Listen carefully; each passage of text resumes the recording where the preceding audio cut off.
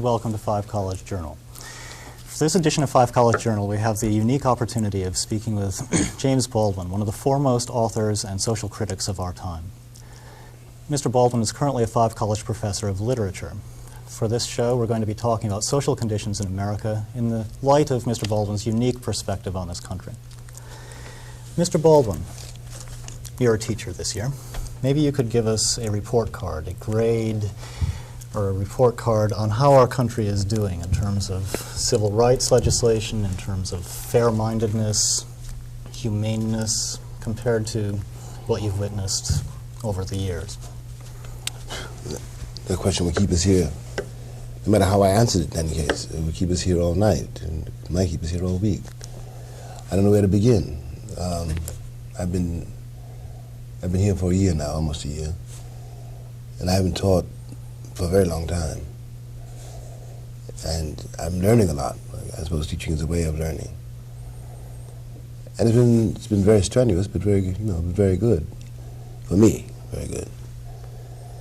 I'll be glad when June rolls around and I get out of here, get back to work as a writer.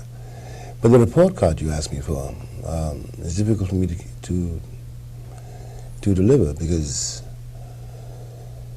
let me ask it a different way. Right. Maybe there are specific things that have been achieved in this country, social policy, political advances, that are important in your interest of social justice for black people in this country. Are there particular landmarks in your life that show some sort of progress? No, if I'm going to be honest, I can't. It's a difficult question, because I don't want to say on the one hand that there's been no progress, but I do have to redefine the word. What the word means for Americans is not what it means for me, or for black people for that matter. What the word means for Americans is really for the generality of white Americans. The word progress really involves how quickly and how thoroughly a black person becomes white. That's all it really means in the general American white mind. Even from that point of view, it's very hard to claim progress. Is there any progress in that sense? And are black people more able to stay black? It's not so much a matter of staying black, it's a matter of being clear about who you are.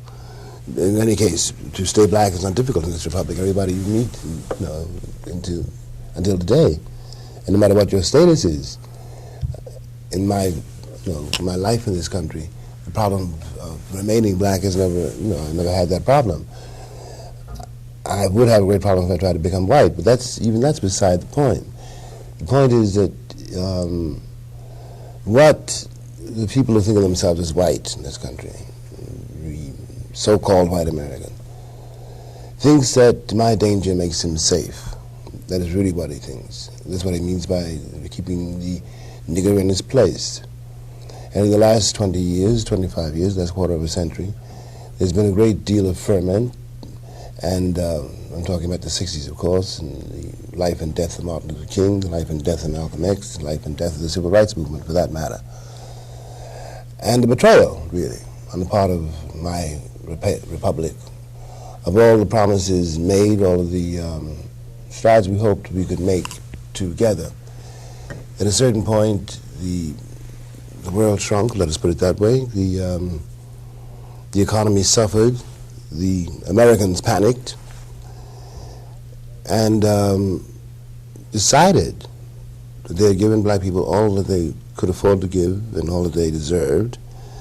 And then the famous backlash began.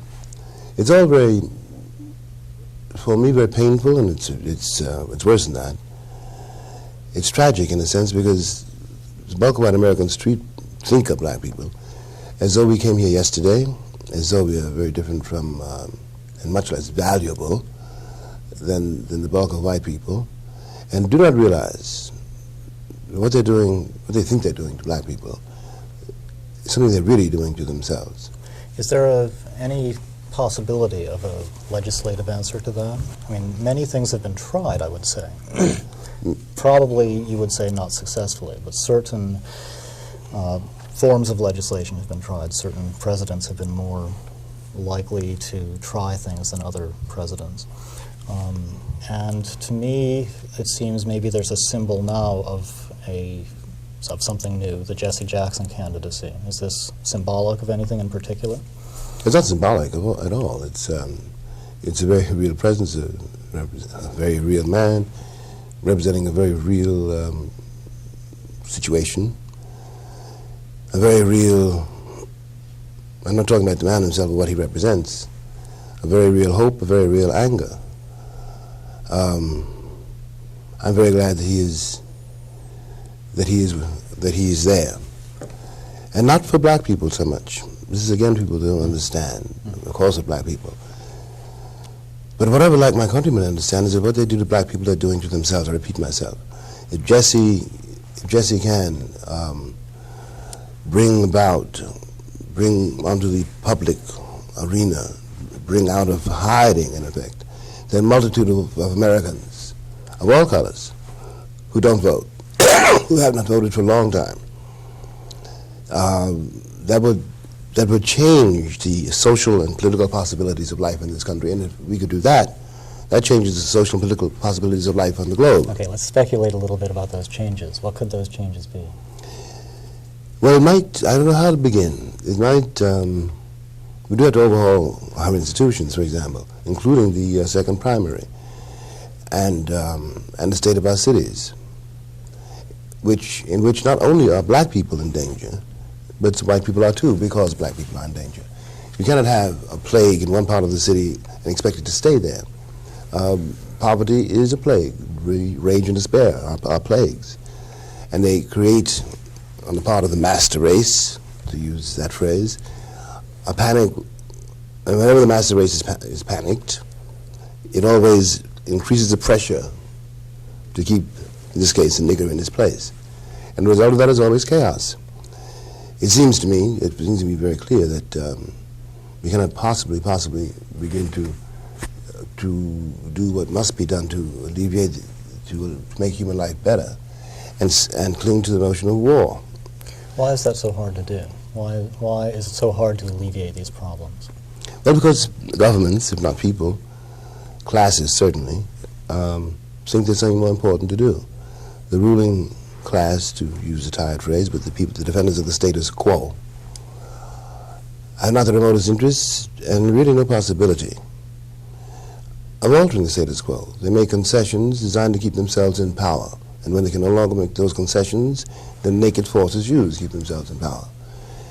And this for any black American, is a cycle of his life. It's a cycle of generations. In every generation, if anything was promised, the promise was never kept, and if anything was given, it was taken back. It is an impossible, it always has been impossible. And whatever gains black people have made in this country have not been, I hate to put it this way, because of the goodwill of the presidents or the goodwill of their countrymen. They come about out of necessity. They come about by force of time, by the fact that things are always changing. Anyway, they never change the way you think they will. The changes don't have the effect you thought they would. But nothing is static, and nobody can prevent the change either. Are there goals available to black Americans? Do you counsel black Americans on ways they can cope, or places they can get to, or things they can achieve? Are there goals? Well, you do. The only thing you can do with blacks and whites alike is to try to deal with their morale. No one has a blueprint for the future. Someone 20 or 25 years old today is going to be not quite 40 when the century ends.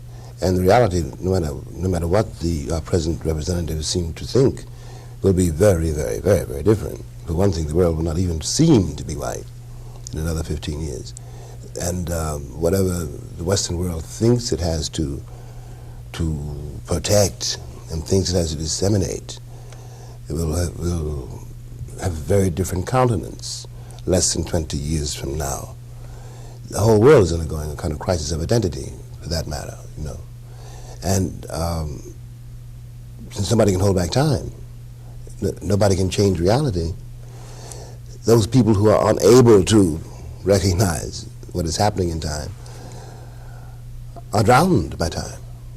It's not a matter, you see, of having an enemy at the gates or, a kingdom being overcome by a force outside. Kingdoms that perish from within. Probably in your lifetime you've seen a group develop that is a black elite in this country. Many times. Perhaps more so than when you were born. What is their viewpoint? What is their view of white America? How have they come to terms with white America? Are they still an individual group on their own, or do they see themselves as separate? What is the perspective from that? Well, in the first place, there's really no way to come to terms with someone who will not come to terms with himself. The terms in which white America live I cannot any longer afford to have them as my concerns. You can grow up or you won't. I can't dawdle forever waiting for you to grow up.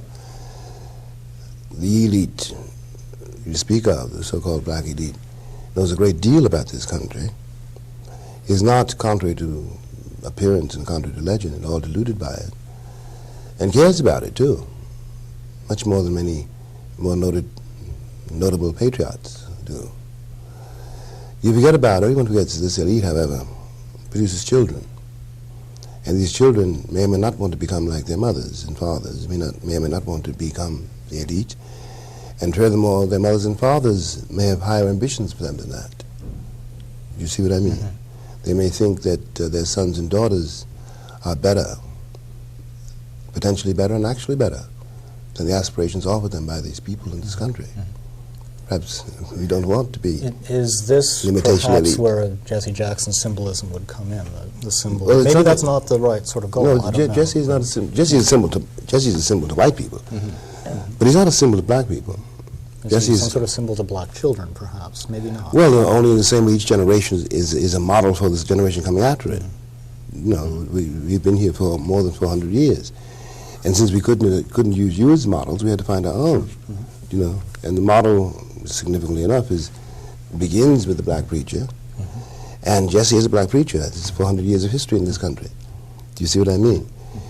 The preacher was the one who made things articulate for us. He was the one who told us that we were valuable, that we had a right to live, when an entire country refused to believe that, and acted on its belief. They were murdering us. They still are, for that matter. Jesse is important not as a symbol, but as a son, as a brother, as a father, as an uncle, as a presence, as a voice. No one else in Washington really knows what is happening to black people, but he does. Not only black people, again. One forgets about the poor whites, one forgets about the Hispanics, one forgets, in short, about all other people this republic despises and excludes. What do you imagine? That is his Rainbow Coalition. Yes. What do you imagine he'll do after this election campaign? Get a good rest, I hope. If he's not elected. Well, probably almost certainly won't be elected, but something will have changed. Mm-hmm. And not only for him, but for all of us. And I don't have a crystal ball, but his presence on the political and social scene, his presence in that arena, brings black people and poor white people and Hispanics and Mexicans, and I repeat, the despised and excluded from American life, into an arena where they can where their presence has to be felt. They can no longer be ignored as poverty pimps or as the great unwashed, the wretched of the earth, people who are not good enough to survive in the American jungle, and therefore who deserve to be given ketchup as vegetables. How can Jesse Jackson continue to have influence on white America? Are there avenues for him to pursue? Well, I don't know. I'm not a strategist in that sense. And some things that I would guess, some things I don't think I should say in any case. A great deal depends on what happens this year, and I think I know what will happen this year, which means you'll have a very hard 4 years. But all I can say about that is that once a consciousness of various people, of a multitude, is awakened, it may seem a mystical thing to say. It doesn't go back to sleep. And many people, not only black people, know very well that the problem in this country is not a racial problem, never has been. It's another problem altogether. And the black people have been told nothing but lies, but so have you been told nothing but lies. And it's always been very clear that in some way, one way or another, we would have to work out our salvation together. But no one wanted to take the further step and realize this meant overhauling the way Americans think about reality, the way they think about themselves, and about the world. No, that's extremely interesting to me. As you just said, we may be heading for another difficult 4 years. It seems endless. I mean, there's some awakening, there's some awareness. This sounds very familiar to me. Is there any, in your wisdom, is there any sense of breaking that cycle at any point? Have you ever had a sense that that cycle was going to be broken? I don't know how to answer that in my wisdom, as you put it. No, but I lived long enough to see. I lived long enough to watch how treacherous reality is. It seems to change on the surface, but actually something has happened far beneath, and you don't even notice it at once. If no one, for example, really knows yet the impact, the meaning of the assassination of Martin Luther King Jr. No one really knows what that is yet. But that its impact was profound, there can be no doubt about that. And when I look back over my life and think about my mother and my father, think about my nieces and my nephews and my great-nieces and my great-nephews, I can see that something has changed. I can see that something has changed only because of the bottomless panic of my white countrymen who do not dare confront the real meaning, not merely of the events of the last generation, but the real meaning of the whole history in this country called white. They do not know that there are witnesses, dead and alive, to the American dream, who know, no matter what Washington may say, who know what happened, who know what is happening, who know the price to get from one place to another. Let me get you back to something very specific, nuts and bolts, everyday life. One would imagine that through various political movement legislation that there is less job discrimination now, that there is less discrimination. One would imagine that if one believed what they were told. What is your sense of that? No. Is it? What's it like? It's certainly not less. Yeah. There's at least as much, one could say more, but let me say at least as much. Added to that, are the fact that most black people are corralled in the ghetto, what we call the inner city. The city abandoned precisely by white people to get away from black people. On top of that, the jobs which I could have gotten, which I could hold and held when I was a young man, no longer exist for anybody. There's a very real sense in the ghetto, and not only in the ghetto, that the black presence, black people are considered expendable, economically useless, and but the Republic would like to find a way of getting rid of them, to do something with them, or to turn them all into postmen, as some sociologists have suggested, 50,000 black postmen. Now, is this a particular political point of view, or is this what you feel It's a sociologist who among others, suggests this is a kind of solution to the crisis of Negro males and the crisis in the demoralized black family. Well, I've survived social doctrines is even more pernicious, so I'm not too upset by that. But it is a great question what the Republic does intend to do with its increasingly, at least if one guesses from what they say and from what they do, increasingly surplus population. We have become expendable. We can't pick the cotton no more. We don't even make white folks happy no more. So what good are we? So where's the hope? Where is the... The hope is where it's always been. It's in black people themselves. Mm-hmm. Mm-hmm. And what is your counsel to them? Oh, I'm the one to counsel black people. They counsel to me. That's why I'm here. Mm-hmm. They know better than I where we're going, what we have to do. Now, you're going to write something more. You're going Oh, to, yes, I'm just beginning. What are you going to write next? Oh, I don't know. I'm working on it. Well, one of the things I'm working on is a triple biography of Martin Luther King and Medgar Evers and Malcolm X, which I hope to get done by Christmas. I've been working on it for a long time. And I'd like to get that done by the end of the year, and then I have another novel.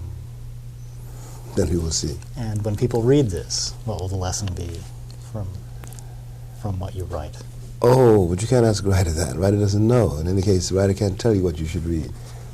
They'll get the lesson out of it that they get, you know. You must have some sense of wishing someone would understand something that you understand through your writing. Yeah, one has that. That's true. But you also know, as time goes on, you realize that it may happen. Sometimes it does happen. You know, sometimes face to face, sometimes by mail. But it happens mainly in time. You know, and it takes the time it takes. It takes the time. You know, you read a book. You may have read "Go Tell It on the Mountain," let us say 20 years ago, but maybe you couldn't read it then. You know, but it's still here 20 years later, and you read it again, then it's another book. But at that time, it has nothing to do with the author. You know, it has nothing to do with whatever lesson I hoped you would get from it. You know, because you don't really write a book for that reason anyway. You write a book to share something, to clarify something, perhaps to declare your connection with everybody else, and for them to claim you. Let's analyze for a moment this power structure that is bigger than the both of us. Is this a technological power structure? Is it a formidable political power structure? What is it that is controlling us? How do you I don't really know. that? You say a power structure. I don't quite know what well, there are many things one might mean by that, which are political, social, and above all economic. And I'm not a politician or a scientist or a social scientist, nor an economist, though I've been a victim of all these, and so are you. It'd be hard for me to say what exactly it is. How do you visualize it? I think you visualize this as some sort of force that is greater, that is oppressing people. Yes, I'm not sure I call it greater. It's a very dangerous force, because no matter how we can call it technological, we can call it economic, and it's both, which translates itself in a way into politics. But what really frightens me about it, no matter which form it takes, is the total absence of any coherent morality, the total refusal to accept that human beings, among other things, but very importantly, perhaps most importantly, have a certain responsibility to and for each other. That no system can be called moral, which doesn't take that into account, which doesn't recognize that. And no system can hope to last, which doesn't recognize that. You see, life is heavier, life is more important, stronger than the systems we erect to hide from it. Now, I know that's not being very coherent in a literal sense. But I can only talk out of my own experience, and my own experience has had to be, at one level, the experience of any black person in this country has had to be, in ways quite incomprehensible for the pragmatic American to understand, mystical in a sense. It's a mystery. It's something of a mystery that any black people are left in this country at all. You know. You mentioned that sense of morality. Is there a stronger sense of that? Is the society still healthy in those terms, or has it been healthy in those terms? Well, I can only say that it was healthier as far as I am concerned, judging from my own life. Around the time that I was born, 1924, when I was growing up in Harlem in the 30s and 40s. Now, how do you measure that? Well, we were all, for one thing, poor. I'm not trying to be sentimental about poverty. But it was a polyglot neighborhood. It was not an all-black community. It was Cuban, it was Finnish, it was German, it was Italian, it was Spanish. I spoke Spanish. I was a kid because I heard it all the time. And though everyone was poor, everyone was poor. So we shared things with each other. And poverty did not mean then you had to despise yourself, which is what it does mean now. One of the things that's happening in the cities, and not only in the cities, is that you set down a captive population, an occupied territory, and they know very well there's no amount of saving their dimes and pennies, no amount of what our esteemed president calls the magic of the marketplace is going to get them from where they are, because they're a captive population. The landlord is not going to give them any heat. The landlord is not going to change the windows. He's not going to do anything about the property because he hasn't got to do anything about it. If you don't like it, move. Where are you going to move to? And he knows that and you know that. And on top of this, you are surrounded every hour of every day by all of the paraphernalia of this country which you're supposed to be able to buy. And you are condemned for not being a part of the affluent society, and you begin to condemn yourself. This begins to create in the ghettos a state of mind which is designed to drive those people crazy, especially the young. And where it is a miracle that we are still here, not only people like Jesse, but people all up and down the streets of these cities, in these ghettos, in the churches, in the schools, are working 24 hours every day to undo the damage this republic deliberately inflicts on black children every hour of every day, knowing what they're doing, and then blames them for the result. Mr. Baldwin, we've almost run out of time. How have you liked it in Amherst this year? You spent a year in Amherst. I learned a lot here, and I think I learned a lot, and I fell in love with my students, who are all very different, but very valuable. And I think we had a good time together, and I'll be back. Good. Thank you for joining us. Thank you. I'd like to thank James Baldwin for joining us from the Five College faculty, and I'd like to thank you for watching the Five College Journal.